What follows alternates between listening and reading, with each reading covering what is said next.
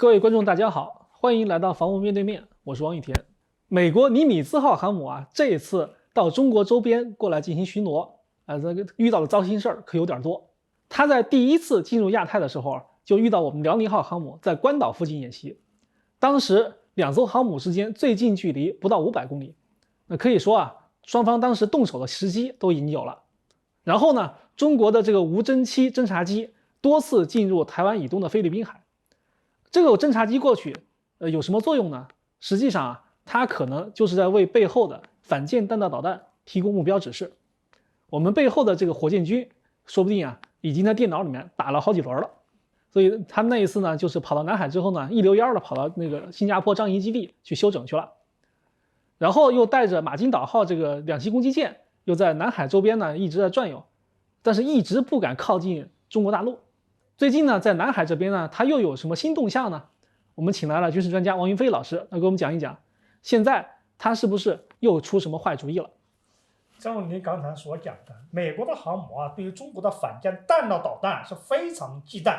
过去啊，经过中国的东海、南海，那是大摇大摆的，就怕你不知道它的底径，让你看一看。但是最近，尼米兹号在南海进行所谓演练的时候，出现了一个奇特的现象，它只在南海的中南部在那转悠，再也不敢到南海的中北部来了。为什么呢？因为它现在可能正在演练如何规避中国的弹道导弹的打击。大家都知道，从中国的大陆到南海南部距离有多少呢？将近2000公里，而中国的东风21D 大概的打击的距离啊，也就是2000公里。当然，我们的东风26射程肯定会远一点，都说嘛，它是关岛快递啊，可以打3、4千公里。但就这样的武器平台，其实在战时的时候，一般也不会部署在沿海，因为它不隐蔽啊。美国发现以后，一样会对它进行打击。所以，美国航母如果部署在中国南海的南部，基本上就到了中国各型弹道导弹打击的边缘。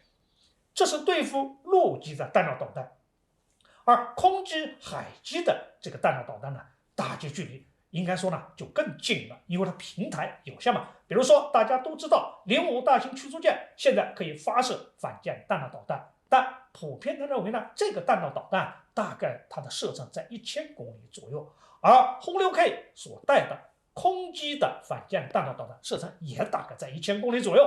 所以像05大型驱逐舰和轰6K 这样的发射平台，要对美国的航母进行打击啊，要到南海中部这个海区才能构成打击的范围。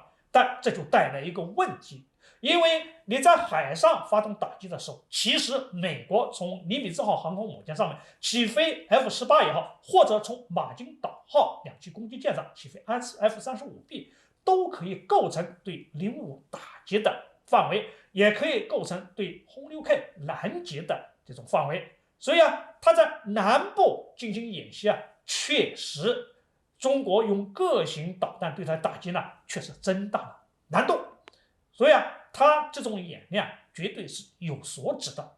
但是美国人想的太简单，因为中国现在对美国航母打击的平台实在是太多了。刚才说的那些反舰弹道导弹可能有一定困难，但是别忘了，中国现在有了新的手段，比如说我们潜基的反舰弹道导弹，从各种信息来看，起码是正在发展当中。还有一个大家一定要知道，中国真正的兵器达到世界前列水平的，除了弹道导弹，就是我们的鱼雷。我们这个鱼式鱼雷是世界上最远的鱼雷之一。对这个鱼雷啊，美国根本也拦不住，因为什么呢？我们这个鱼雷也是可以机动的。当你发现了以后，再拦它也拦不住，因为它的速度可以达到60节。60节什么概念？就跟我们小车在高速公路上跑一样，那是在水中啊，任何武器也是拦不住的。也就是在南海这个堡垒海区，我们的潜艇打击美国的航母，这个概率也是非常大的。更不用说我们现在还有各型的无人机，可以携带各式各样的武器。可能无人机它的生存能力有限，但是它的量大呀。再厉害的动物，你抵不上群狼啊，对不对？所以啊，打击航母在南海啊，其实我们也是有把握的。美国不要想还用航母来威胁中国，在中国近海用航母威胁中国那个日子已经一去不复返了。